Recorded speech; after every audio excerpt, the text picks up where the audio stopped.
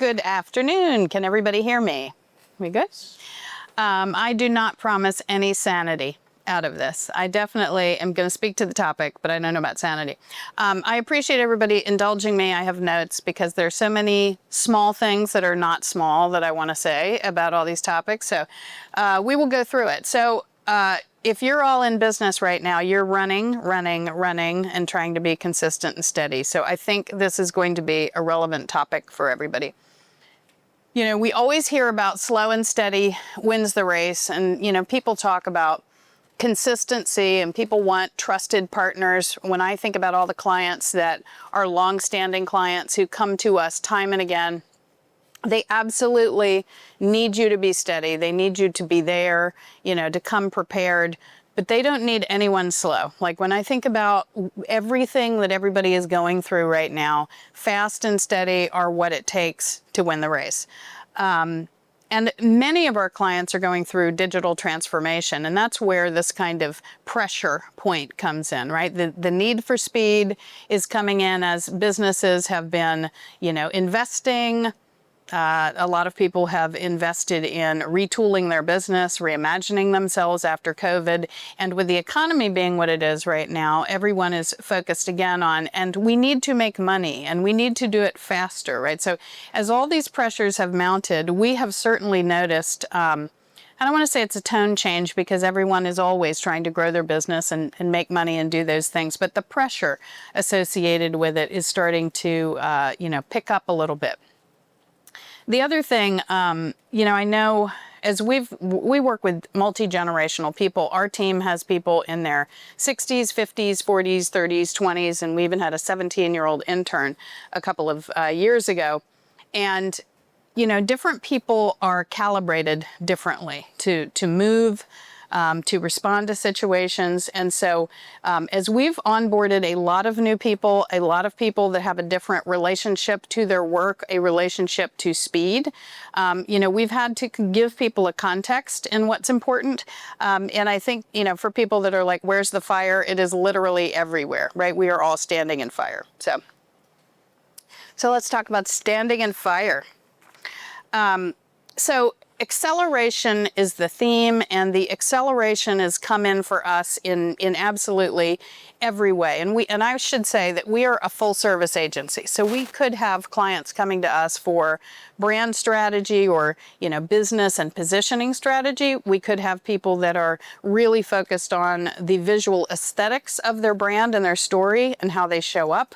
And then we have people that are engaged with us for digital and media and omni-channel activation. And so the people that are bottom of funnel, they have a whole different kind of energy about how quick are we going to get the leads? Like, when is the campaign on, right? But, you know, other kinds of acceleration that we see a lot these days are insight. What's the speed to insight? You know, a lot of people are talking more about not just doing the things that we know make sense, but proving it with the data. And so how can we more quickly model good decisions, and how do I share that up the food chain? So, you know, really accelerating through insight. I talked about revenue, the sales cycle. You know, we work with a lot of complex B2B brands. And so a lot of that is, how do we take what used to take 14 months or 9 months and get that to 5 months? We have one of what we consider a big win this year. We have a client and we were able to get their funnel down from 4.5 months to 1.5 months. And so we were able to pinpoint these stages in that funnel and show them where, by improving forms in one place, or improving the way we told a story in another place, or changing the way we set up the demand capture, you know, we were able to truly accelerate the revenue. We had the same amount of money in the previous period for 4.5 months to the 1.5, you know, and that's the stuff that the CEO talks to the private equity company that owns them. And they're like, that's why we invest with this agency, because they talk to us about the business, right? They know how marketing actually improves business return. The other thing would be accelerating processes and accelerating how you work. So, things that we used to do and we'd get 2 or 3 months to get through, people are like, yes, but isn't there a agile way to do that in 3 weeks now? So, a lot more sprints as it relates to process. And a lot of our clients, I think the place we find success is first asking them how they work. Have they adopted methods or models for acceleration? Are they using new systems or tools? Is their sales team moving to a new methodology? Are they in the middle of changing out their tech stack, right? And where are they in integrating things that would speed things up? The steady side of the house, this comes to trust. This is really about trust. When you think about, a steady Eddie, right, which is what I think of when I think of steady, all of our clients have been disrupted in one way or another. And that doesn't mean that their business is suffering necessarily. They might be in a market that is particularly tumultuous. We have a lot of clients that are in the energy space and the energy sector. And so they're impacted in a lot of ways. On one hand, there's tariffs, which have in some cases impacted their cost structure and made it difficult for them to price. On the other hand, there was an infrastructure bill, and so it sort of incentivized some action. On the flip side of that, everybody's moved to AI, and you have data centers, and the power demands have gone through the roof. So how they plan for things has radically changed. And so I think just kind of not just focusing on what is the project we're engaged to do, or, is this a website, or is this a digital campaign, but what's actually happening in their business? Has their business been turned on its head? It helps us understand if they're even going to be listening to us. We don't go down deep into process if we know somebody is going through a really, difficult transition.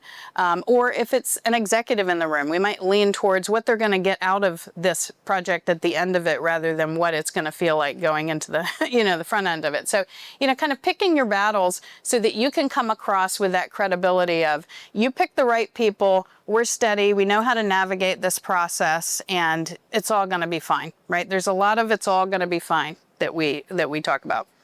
The other thing I would say, and it has to do with turnover and labor, and I don't know how many of you find yourself in this position, but we have a lot of clients who have trusted us for a long time and have turned over team members, and they have turned to us to fill in the gaps where their team has missed something, right? So it could be we let go of people and you have the skill set that those people did. Can you stand in? Can you do augmentation? Or should we just outsource that to you anyway and not replace the position? So there is a lot of that being there for them, and filling in the holes, filling in the gaps. Sometimes, hopefully it's paid, but sometimes it's not paid. Sometimes it's just, do you need us to do X, Y, Z until you get to that? Oh my God, yes.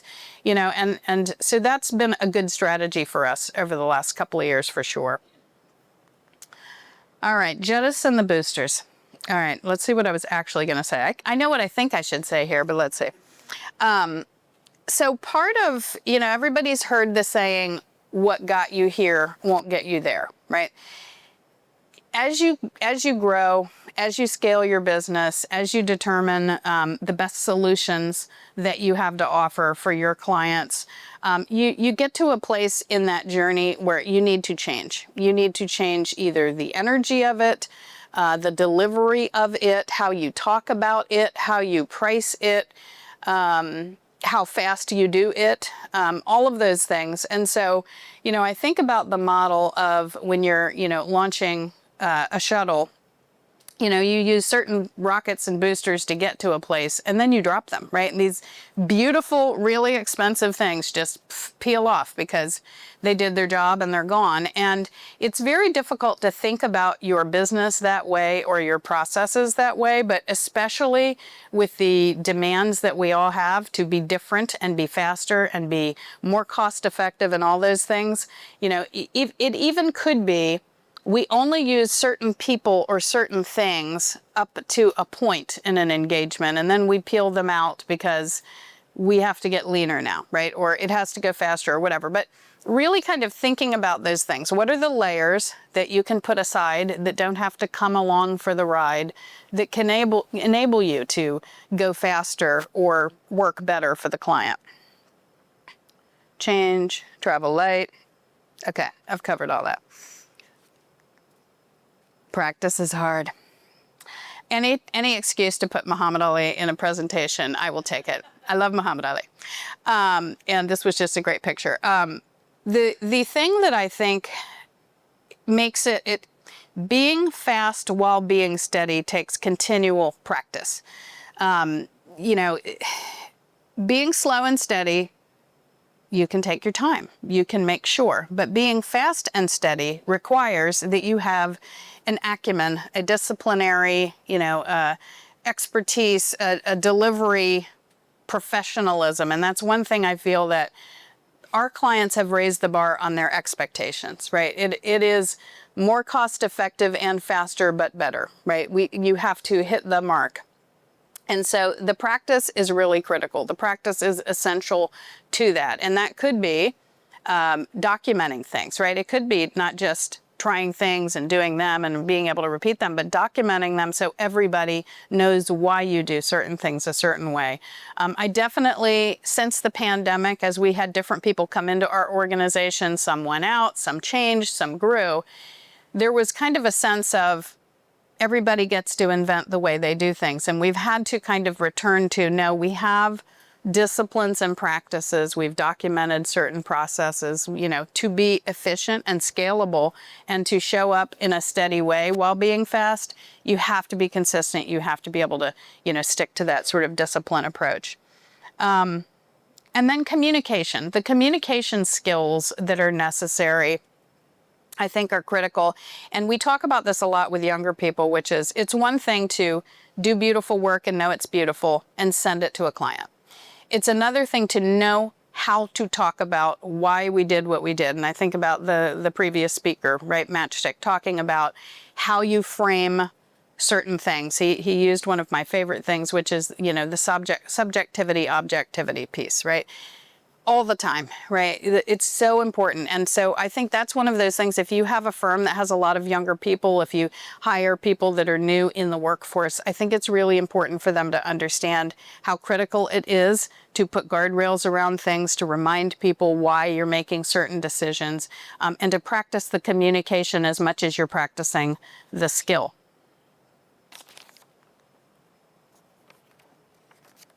I think this one is pretty clear, but thinking about being fast, and I was listening to, I think it was a podcast, but it was talking about marathon runners and this whole notion of, anybody that is in sort of a team race where they will practice, they'll have a whole thing on the side where all they're doing is practicing the baton toss, right? So, I always think about practicing, like, how in the hell am I going to go that far, right? Or how, will I still be able to breathe? For instance, we have somebody on our team who was going to watch her sister run a half marathon a weekend or so ago. Her sister had a stress fracture, so she said, so I just ran it for her. And I said, are you a runner? And she said, well, I've been running a couple days a week. And I'm like, well, that's different than running a half marathon, right? So she's still trying to recover, the whole idea of, it's one thing to be able to run fast to get yourself up to speed. It's another thing to tell other people while you're running fast and get up to speed, but it is a whole different thing to stick the handoff when you're moving faster.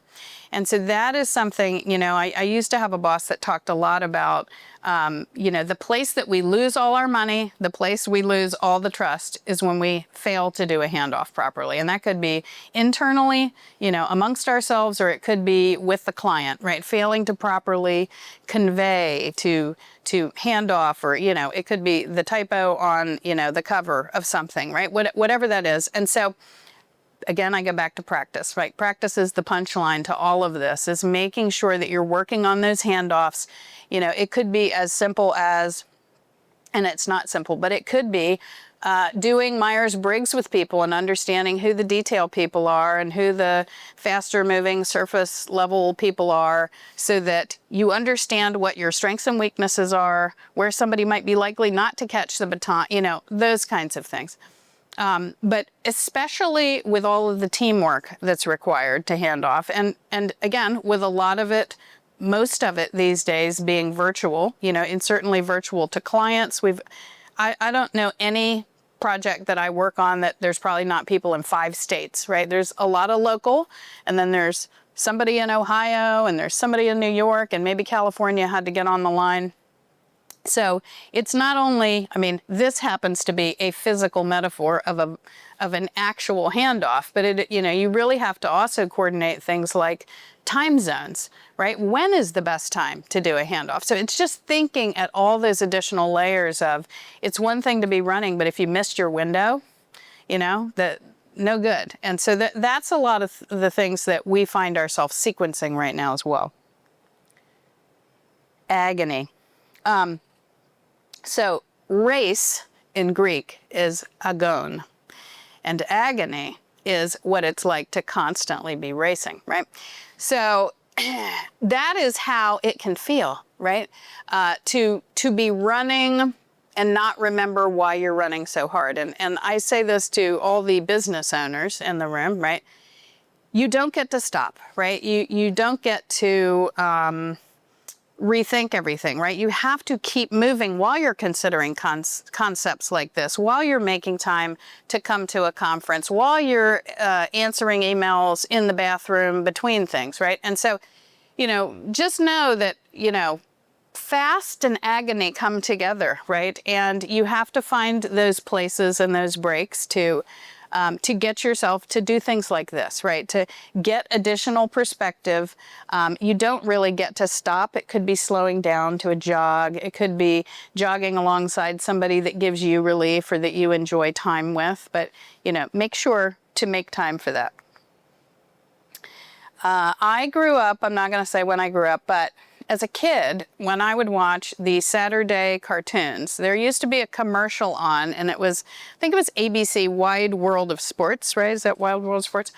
Anyway, it had the most magnificent intro that showed all of these amazing ascendant athletes, and it said, from all of this wonder to the agony of defeat. And you watched a skier totally eat it all the way down the side, you know, of a mountain, head over, whatever. And it was just unbelievable to have that on camera. And it's okay for that to happen, right? You need to do that, but you also need to fail faster. And you need to share your learnings from your failure with people. If you're not willing to take risks, you won't have a successful business. If you're not willing to take risks, you won't try to offer AI prompts for clients to find photographs instead of continuing to go to iStock, right? There's all these things that in order to stay in business and to stay relevant and to get better and evolve, you have to change, which is a risk, but you have to be willing to eat it, right, in order to do that. Do that with the same speed that you do all the other things, and absolutely, you know, share what you know as you go. Hold on, I might have one more point on that one. No, it was fail faster. I do want to say about this. So I had a team, yes, it was a team. It was not a team member. We had, you know, you may go through periods like this where all of a sudden you have a lot of new people, right? And so sometimes you have all the old people that have been there forever, and then all of a sudden you get into a season where maybe you've won a large account or you have a large engagement, you have to bring people in, and you end up having to scale the operation. And so there's a lot of people, you know, if you're at the top of the organization, you are more attuned to risk. You are, you know, you don't totally invest everything in whether every day is a win, right? You expect it's a process, all of that. But we had a whole collection of young people. They were newer grads. I would say they all had 2-ish years experience, maybe 2 to 3 years experience. And we were failing, you know, we were moving, we were changing, we were doing things. and they got really uncomfortable, right? They were uncomfortable because some of that happened. They got uncomfortable because maybe that happened and we said, make sure to wear your knee pads, right? Or you didn't have the helmet on. That would have made this easier, right? So feedback was a thing. And we had to have a long discussion as a group about the fact that things are going to happen. And the goal is not to design a system where no risks are taken, no one gets injured, nothing bad can happen, because that would mean stasis, you know, it would mean we're not organic enough. And it was very revelatory for everybody. We really had to talk a lot about it. And even there was a discussion of, well, when are we going to get to these completely harmonious places where it's not hard to do what we do, right? Or it's not challenging. And we're like, we're never going to, because we're in the creative field, right?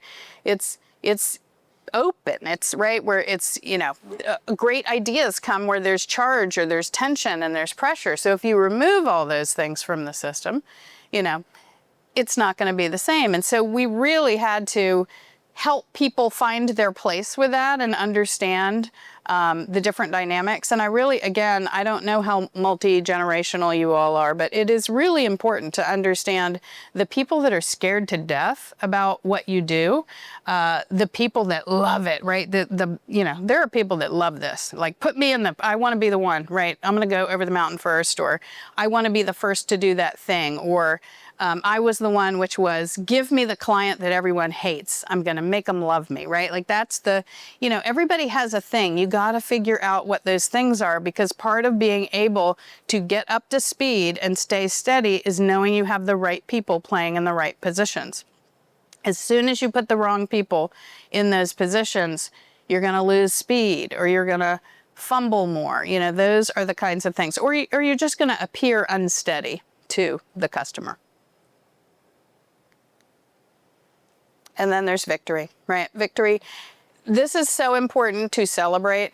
You know, when you're moving quickly, it is very easy to go, that's great, we got it out, we had the meeting, we went over to the Cobb Chamber, we did I'm doing me, right? This is me right now. I did my thing, we did the concepts this morning, I ran from that meeting, I did that speaking thing on Tuesday, and now the thing, and then whatever. Oh my God, yeah, we had our 18th anniversary as a company on Sunday.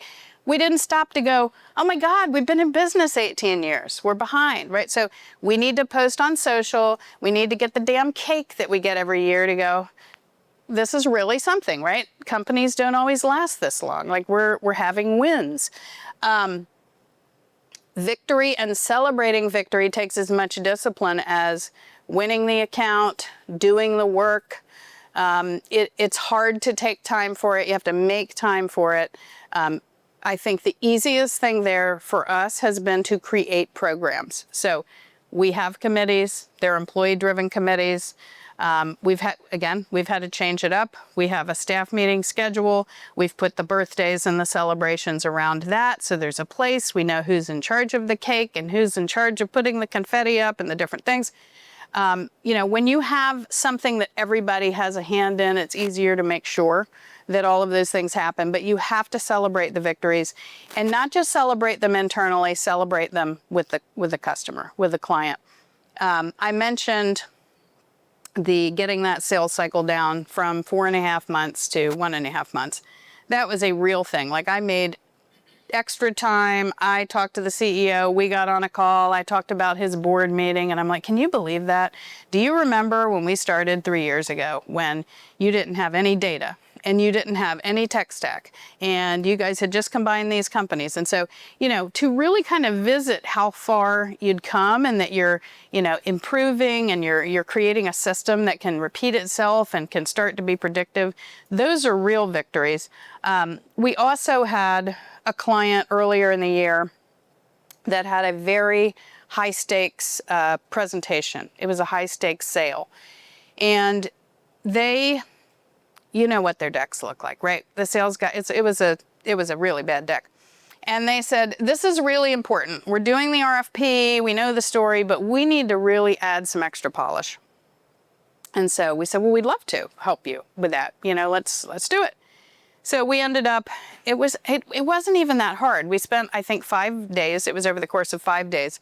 We joined a brainstorming session on why is this customer important to you? What is it about them that's important? What is it about you that makes you, we just talked through the sale. We talked through the considerations of the customer, and they couldn't get out of their own story. Like, they were just presenting, we do these things and we do them like this, and here's how we charge for them, and here's what it'll be like to onboard us, and all this clinical stuff. And we told the story of, you are doing an amazing thing, client, by trying to go do XYZ. High ambitions. You need the right partner. You're going to need X, you're going to need Y, you're going to need Z. It's really hard to find that in the world. However, this company that already works with you today, and so we just told the story from the customer's perspective, made it beautiful. I know, Matchstick mentioned working with Chick-fil-A. Often you'll have these large organizations that treat a lot of internal comms as, it looks like internal comms, right? It looks like stuff on a desktop instead of elevated to the level of a brand, even in these blue chip companies. And so this was a case where, it was the salespeople and it was the RFP team that said, we got to do something bigger. They went in, pitched it. I think we connected with them a couple of times. So it was like, great, now we've moved to the next level here. We need a couple extra slides. So we added a few things. And so they closed the deal. And the head of sales from the West Coast reached out to me, said, oh my God, we got this deal, da-da-da. We celebrated. And we said, what is this worth to you? And he said, $50 million. We did not charge them that much. Okay, we did not. But it was completely priceless because he shared with the entire sales team. The CMO had recommended us to him. And so you want to talk about victory, that is the victory. Like those things where you can show that your counsel, you're moving very quickly to jump with them at a really important opportunity, and then to show up again and be whatever it is they need, right? That was the thing that got the win. Fast and steady. Look, boom. Man, it's amazing. See? Well done. Okay. I'm sure there was a whole bunch of other stuff I had on those notes, but it's good enough. Anybody have any questions about the craziness of the current pressure cooker that we're all in?